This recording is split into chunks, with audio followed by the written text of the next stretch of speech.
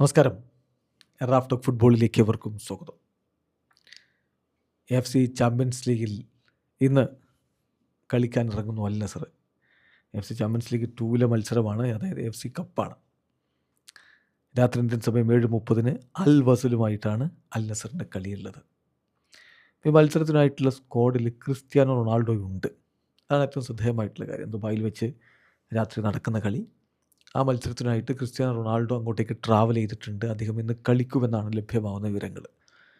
അങ്ങനെ F C champions ലീഗിൽ Cristiano കളിക്കാറില്ല അധികമൊന്നും.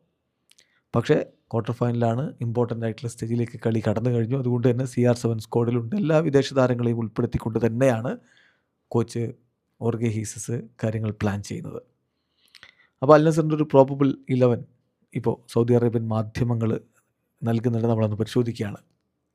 ഗോൾ കീപ്പറായിട്ട് ബെൻഡോ തന്നെ, ഡിഫൻസിൽ സിമാക്കനും അലംബ്രയും, പിന്നെ മാർട്ടിനസും ബൗഷലും ഉണ്ടാകും.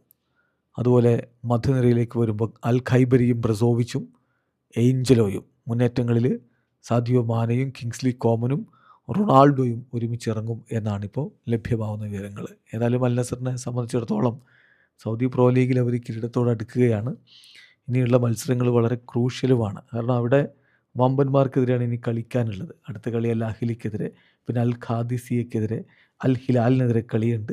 സോ സൂപ്പർ പോരാട്ടങ്ങൾ വരാനിരിക്കുന്നു. അപ്പോഴും പക്ഷേ CR7 റെസ്റ്റ് കൊടുക്കാനൊന്നും കോച്ച് തയ്യാറാവുന്നില്ല. സൂപ്പർ താരങ്ങൾക്ക് ഇപ്പോൾ ഇവിടെ റെസ്റ്റ് കൊടുക്കേണ്ടതില്ല, വമ്പൻ പോരാട്ടങ്ങളിലേക്ക് കടക്കുകയാണ് എന്നുള്ളതുകൊണ്ട് എഫ് സി ചാമ്പ്യൻസ് ലീഗിലും അദ്ദേഹം കിടിലൻ സ്ക്വാഡ് തന്നെ ഇറക്കുമെന്നാണ് ലഭ്യമാകുന്ന വിവരം. വീഡിയോ അവസാനിക്കുന്നു.